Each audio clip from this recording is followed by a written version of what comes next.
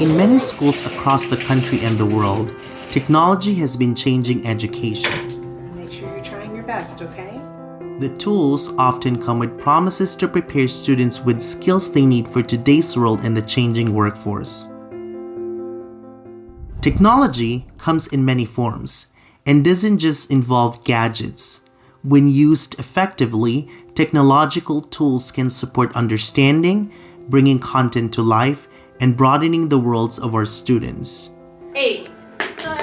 Despite the surge in access to technology, challenges remain in effective implementation to ensure that the use of the tools would enhance learning in meaningful ways. The presence of tools alone does not guarantee improved learning. The key lies in using these tools to genuinely enhance the learning experience. When technology changes its role as a mere tool and becomes a driver for creativity, critical thinking, and problem solving, technology use can support the kinds of thinking needed for our changing world. Yet, the path to effective integration is not straightforward and can often include barriers to effective use. From external challenges like inadequate access to internal barriers such as beliefs and attitudes about technology, many factors can influence its effective use in our classrooms. Educational leadership is crucial in supporting the effective use of technology in classrooms. Effective technology leaders not only advocate for appropriate digital learning tools, but also provide the necessary supports for integration to be successful.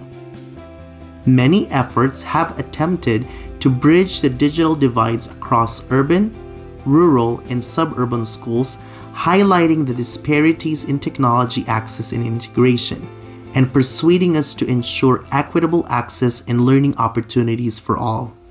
My name is Anthony Oscar Alvarado. I'm a third-year doctoral student in educational leadership at San Jose State University, and this documentary dissertation aims to capture highlights of my mixed methods dissertation study, where I focused on hearing perspectives from teachers and students who are using the various forms of technology in their classrooms.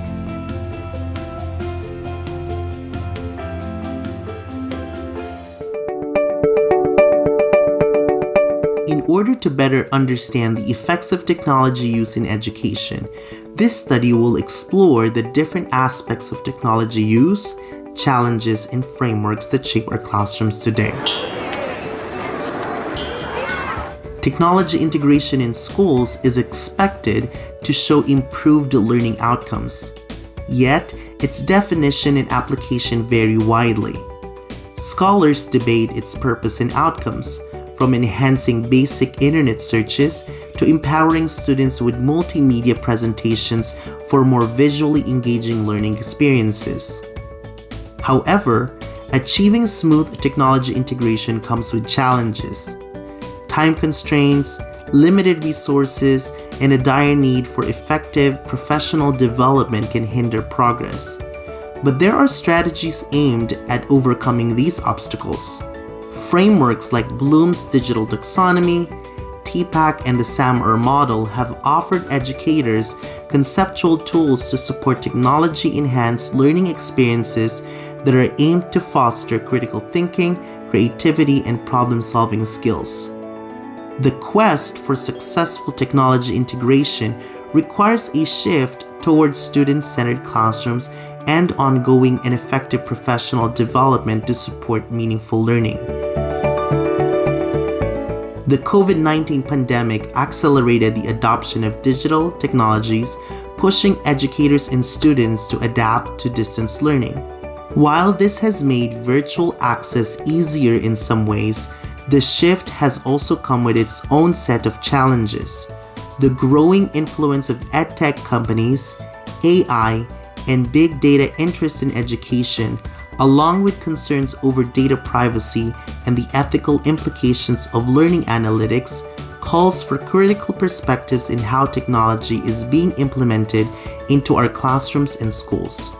As we navigate these complexities, it's with the hope that technology, when utilized effectively, would be a powerful tool in creating inclusive, engaging, and meaningful learning experiences that prepare students for the challenges of tomorrow.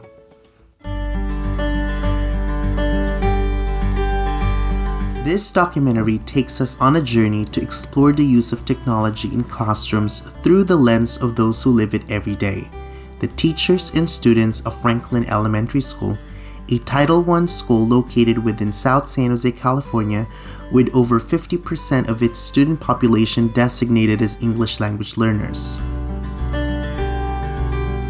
Currently, every child from kindergarten through 6th grade at Franklin Elementary has been provided with a device for learning, either an iPad or Chromebook, with an intent to provide equitable digital access for all students while learning in school.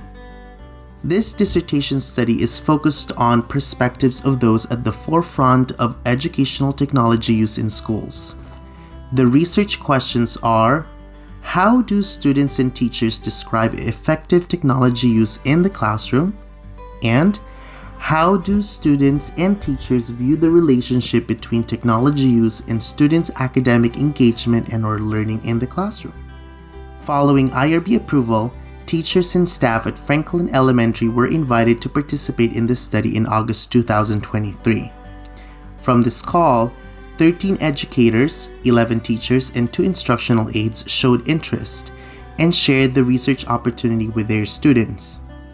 In total, with parental permission, 69 3rd through 6th grade students also participated in a survey about their use of technology in their classrooms.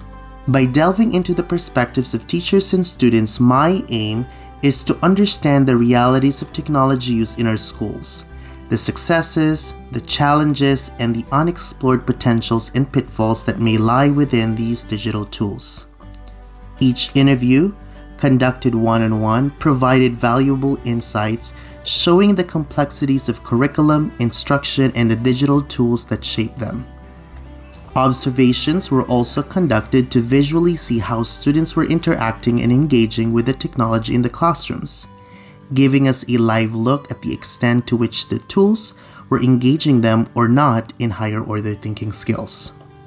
Teachers' interviews and classroom observations provided qualitative context to the surveys the teachers and students provided regarding their use of the technological tools. As we explore Franklin Elementary School, you'll hear from teachers sharing their experiences with technology in education.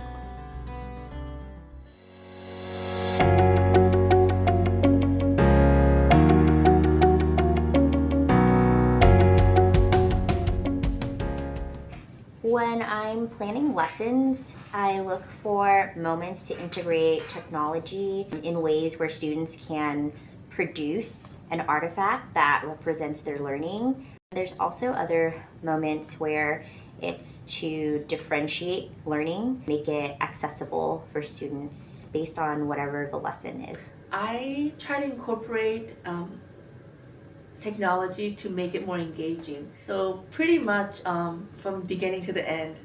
For example, I like to project the things that I'm teaching over the projector, and I do a lot of hands-on movements and activities, and so we start with the song and we end with the song, and of course I need technology to do that, to be able to project and for my students to see and hear.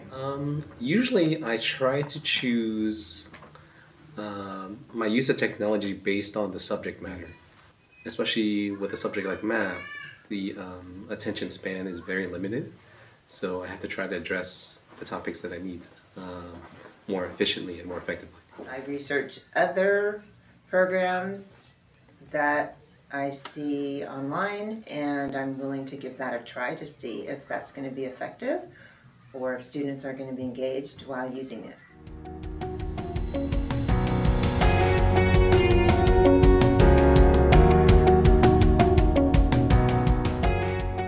I find some of the programs like Lexia, IXL extremely helpful because it enables me to accommodate all the many levels in my classroom, and at the same time they're working mostly independently while I can pull kids out and help them. I think some daily essentials that I have to be our projector, iPad or doc cam, and a personal device for each student to have on hand at all time. I like to use technology to reinforce. There's many apps that our district uses, and for example, Lexia to teach phonics, learning A through Z, for level reading. Our school uses IXL for reading and math, but I focus on math because technology is good, but when there's too many for my little first grader who are 6 and 7 years old, it could be overwhelming. I'm able to monitor their progress, so I will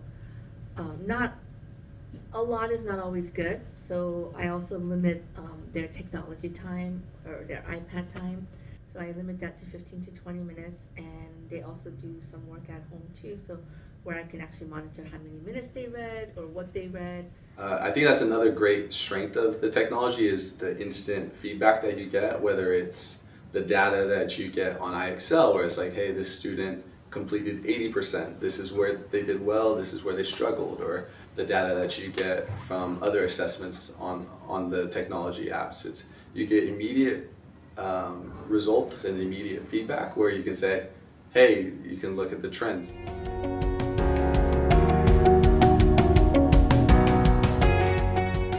The best way to use technology to differentiate instruction would be to, for example, if I were to pull different groups of students into different centers, then I would assign different types of work for them based on their levels.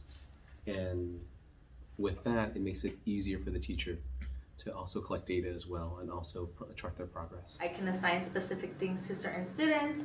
Lexia is, has students at different levels. And when we're doing small groups, I can assign things to students that it's at student level.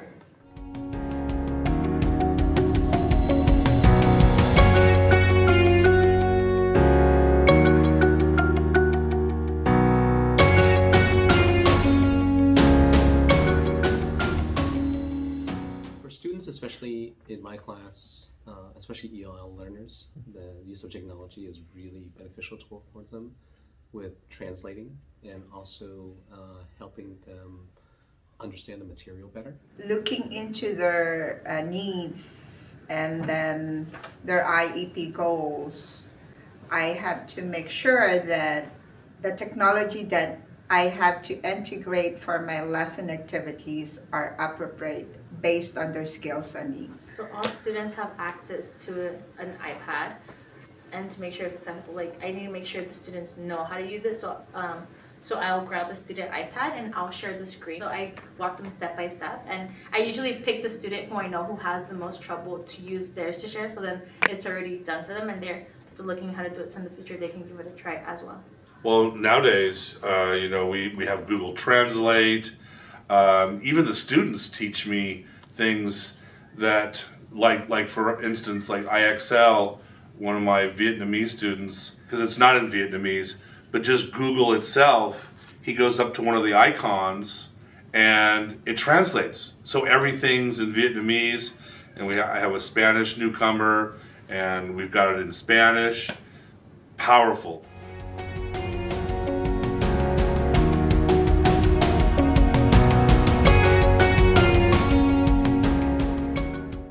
I love technology, and I'm always watching what other educators are doing, whether it's talking to other colleagues or one of my biggest places for ideas and inspirations is Instagram and social media. Whenever I see something cool that another educator is doing, I hop on that idea. During our time off, mostly during the summer, I think there's more time to either listen to podcasts, meet with other teachers and see what other programs are effective. Sometimes programs actually contact teachers and offer them trials, and then you can kind of look into their programs and see if that's something that meets the needs of the students that you're going to be teaching. A lot of times I just hear about things from colleagues. I'll just hear them say, hey, I'm trying this, and then it sounds interesting, so check it out, and then I'll decide to use it or not.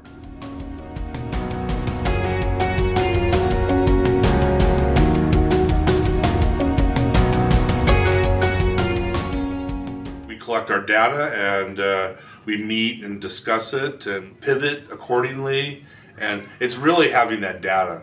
That is really such a powerful tool. When something's good, I think people like to share, so I do like to share with my colleagues about what's working. Being in education over 20 years, I still have a lot of friends in education, so we talk, and they're from different districts, San Francisco, Cupertino, so they have different initiatives, so that helps too. For example, for our staff meetings, sometimes when we're just collaborating and working with the other out of grade level teachers and just taking ideas from them and whatnot, the collaboration of different teachers has been really, really helpful, and just seeing what works for the teachers down in San Diego or over in LA, and so that's, I think, where I've grown the most in terms of learning from others.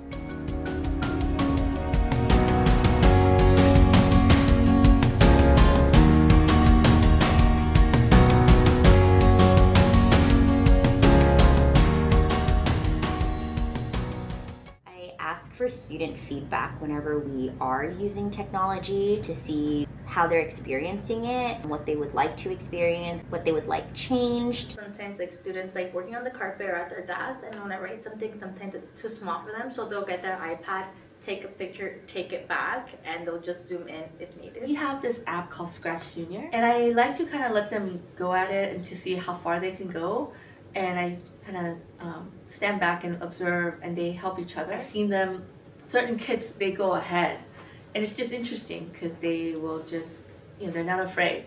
They're definitely not afraid of making mistakes.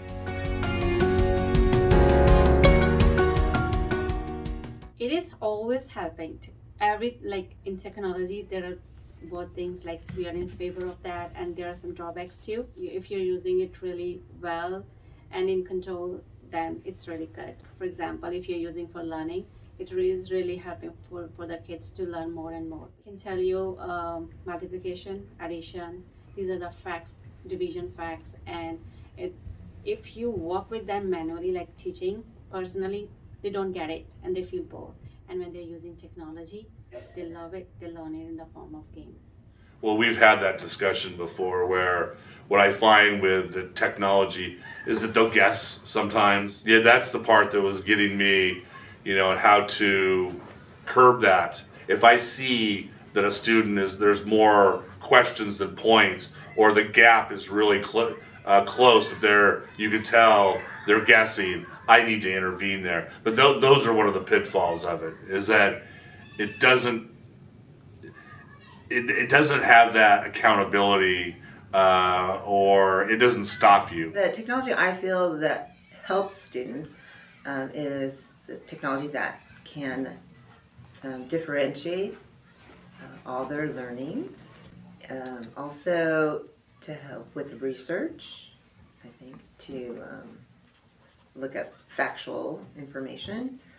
Sometimes the hindrance, I think, is where they can get distracted with maybe too much YouTube access and other programs that seem to be more like game-like.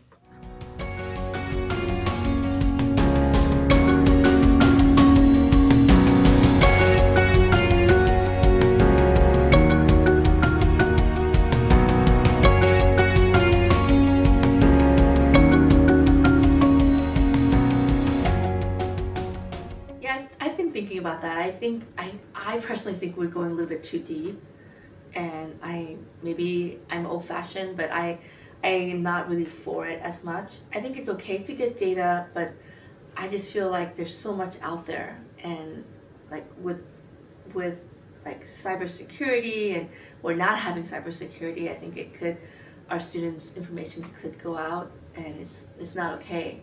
So I am a little bit concerned about that. I don't have a lot of thoughts on the data mining and analytics that are being done with student data, and I don't really have a response for stakeholders, but I think technology is such a great tool that we can't really avoid, and so the only thing I can do as an educator is make sure my students are also aware about all of these increasing concerns and harms that are out there. I don't know a whole lot about that topic, but it seems like maybe the data from individual students maybe should stay at a particular school site, and maybe all the data shouldn't be shared with the entire district. I mean, the district admins, they have access to all that.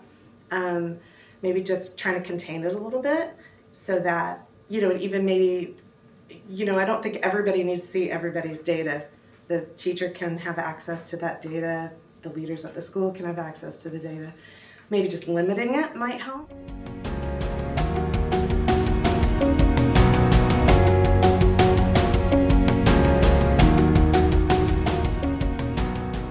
I want the leaders to be realistic.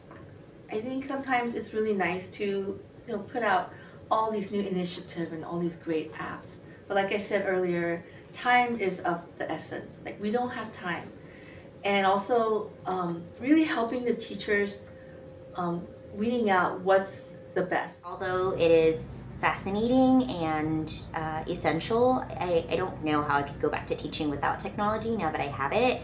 But although it's essential, I would like them to know that there is a huge learning curve for teachers and students to integrate technology into learning. I think taking surveys to see what students like and what they don't like on the different technology programs available is helpful, and also providing training for the teachers that are going to use different technology programs. I think is very helpful. And also time just to explore what is out there, because there's such a variety of different programs. I wish that education leaders knew that they should thoroughly research whatever technology they're planning to implement. Now that we've heard from the teachers themselves, let's take a closer look at the work they're doing in their classrooms. We'll explore the different learning experiences through the lens of Bloom's digital taxonomy.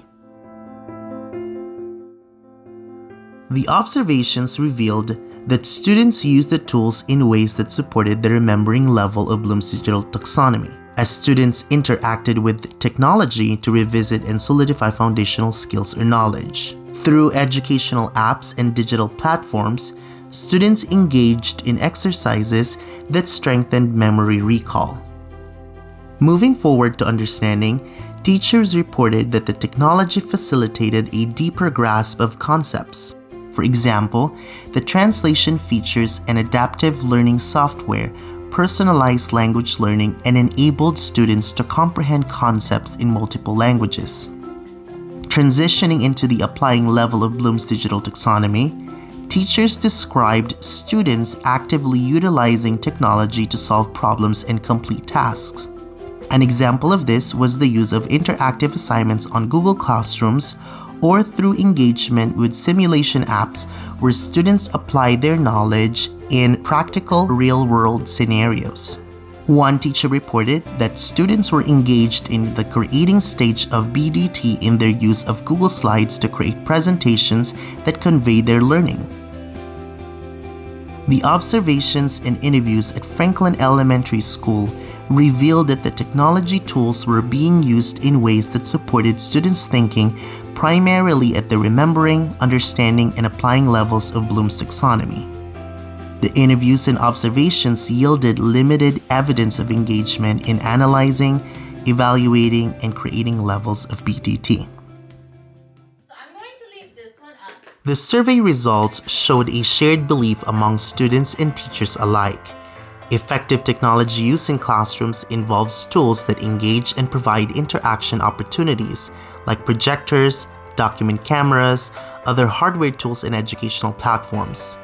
Teachers described these as keys to enhancing lessons and providing differentiated support to students. Additionally, 65% of the students surveyed reported that these tools and programs keep their learning journey interesting. The majority of students reported that technology helps them stay focused and motivated. with 63% reporting feeling motivated to do their best work with technology and 65% agreeing that it aids in learning at their own pace. Yet, a small fraction voiced concerns over potential distractions. In connection, teachers called for a balanced technology strategy that personalizes learning without sidelining traditional teaching methods. The findings of the study documenting the extensive use of technology in classrooms suggest that the tech tools, apps, and software programs have become a core part of teaching. They are no longer just add-ons. With this in mind, we need to ensure that the technology use fosters higher order thinking skills and does not solely keep students in lower level thinking activities through the apps. In order to strengthen student learning, one recommendation emerging from the study is to support teacher professional development and collaboration opportunities for fostering the higher level and critical thinking skills in learning activities and use of technology in classrooms. With classrooms turning digital and with new features in many of the platforms gathering data for AI-related uses, safeguarding student data has never been more important. Many of the teachers reported a need for greater guidance in ensuring data privacy and ethical dimensions of the technology use. While this study assumes a certain level of digital proficiency among participants, it acknowledges that digital divides reality. While each student may have access to the one-on-one devices, there may still be variability in the extent to which the students and teachers are engaging with the technology both in the classroom and at home. It may be that the teachers and students who participated in this study are more interested in and supportive of technology integration than those who didn't, so generalizability to the rest of the school and beyond may be limited. Moving forward, it will be important for educational leaders to navigate the rapidly changing technology trends and issues in schools. There is a pressing need to bridge gaps between research, practice, and policy making to ensure that the technology being implemented and professional development opportunities related to technology use will support teachers and students' use of the technology in the most effective ways possible and without unintended consequences or harms. Understanding student and teacher perspectives of technology use is a starting point that will hopefully support in bridging these gaps.